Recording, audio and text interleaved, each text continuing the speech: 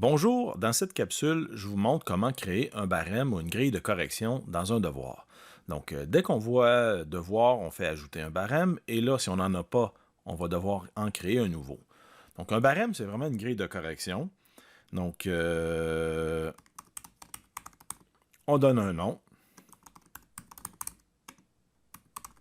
Exemple, l'évaluation de la compétence écrire. On va vouloir accorder des points et on peut donner une description. Donc, les critères d'évaluation, on va pouvoir les ajouter ici. Donc, vous voyez qu'automatiquement, à chaque fois que j'en ajoute un, il y a une division là, uniforme des points. Donc, on peut accorder des points pour chacune des entêtes là, du critère. Donc, je peux choisir excellent, je pourrais le modifier, je pourrais dire, bon, manque un aspect, manque deux aspects, et je peux ajouter aussi une dernière catégorie ou plusieurs catégories si je veux, là. C'est vraiment à notre choix. On peut se baser sur des grilles de correction qu'on a déjà. Alors, on utilise un tableau là, vraiment à double entrée. Donc, on a les éléments de compétences. Donc, exemple, l'orthographe, grammaire, je dis n'importe quoi là. Et on peut donner un pourcentage relatif qu'on peut ajuster manuellement. Donc, je pourrais dire ici, ben moi, cet élément-là, c'est 40. Et ensuite, exemple, un 20, puis un autre 20.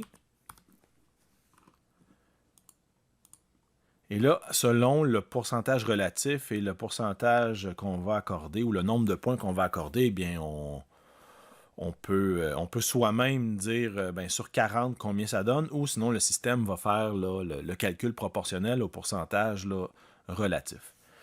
Et au pourcentage que notre travail vaut aussi. Si on donne un travail sur 20, ben, tout va être fait en conséquence pour que ça corresponde. Donc, l'avantage d'utiliser le barème, c'est que lorsqu'on va faire la correction des travaux, on va avoir notre barème qui va pouvoir s'afficher, puis on va pouvoir cocher les cases qui correspondent au point et à l'évaluation surtout qu'on fait du travail de l'étudiant. Donc, une fois que c'est fait, on va faire joindre. Et là, le barème, eh bien, ça va être la compétence écrire qui va apparaître ici. Donc, mon travail, si je l'ai mis sur 100, ben, je peux mettre 100, je pourrais mettre, il vaut 60 points. Il n'y a pas vraiment d'importance, mais c'est vraiment mon barème qui est ici. Et je vais mettre à jour et vous montrer ce que ça donne lorsque je révise un travail. Donc, quand je consulte le travail d'un étudiant, eh bien, on va pouvoir cocher le pointage qu'il y a. On peut aussi entrer une rétroaction, donc un commentaire, et on va faire OK. Donc, on voit que selon les résultats qu'on a cochés, la note et le pointage s'attribuent automatiquement. On va pouvoir passer à l'étudiant suivant ou cliquer dans la liste, choisir le prochain étudiant, mais en cliquant les boutons gauche-droite, on va avoir accès à nos autres étudiants. Présentement, j'en ai pas, mais vous allez voir que la version des documents est toujours la version de l'étudiant en question.